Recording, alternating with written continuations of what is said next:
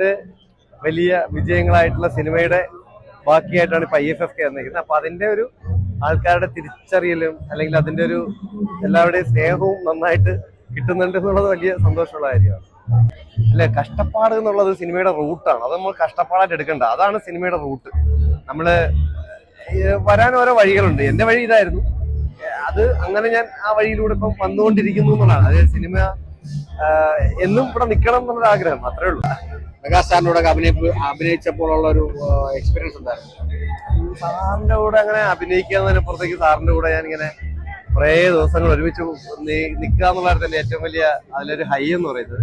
അപ്പൊ അങ്ങനെ തന്നെയായിരുന്നു എനിക്ക് അദ്ദേഹത്തിനോടൊപ്പം അത്രയും അടുപ്പം ഉണ്ടാക്കാൻ പറ്റി, ഒരു സ്നേഹബന്ധം ഉണ്ടായി.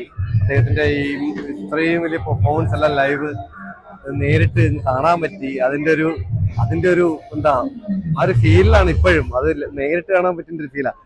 ഈ തിയേറ്ററിൽ കാണുന്നതിനപ്പുറത്തേക്ക് അതൊക്കെ അത്രയും ആസ്വദിച്ച് അത്രയും ഫീൽ ചെയ്ത് നിന്നത്, അതൊക്കെ നമുക്ക് എന്താ ജീവനുള്ള കാലം നമുക്ക് മറക്കാൻ പറ്റാത്ത കാര്യങ്ങളാണ്.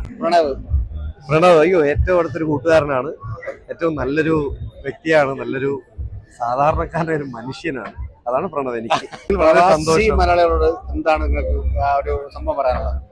എനിക്ക് ഞാൻ പറഞ്ഞില്ല, ഇപ്പോഴ് ഒത്തിരി ഞാനിപ്പോ അടുത്ത് ഖത്തറിൽ വന്നിരുന്നു. അവിടെ കളങ്കാവൽ സിനിമയുടെ ഫാൻ ഷോയുടെ ഒരു ഗസ്റ്റ് ആയിട്ടാണ് ഞാൻ വന്നത്. അന്ന് കിട്ടിയ സ്നേഹവും എനിക്കുണ്ടായ സന്തോഷവും പറഞ്ഞറിയിക്കുന്നതിനപ്പുറമാണ്.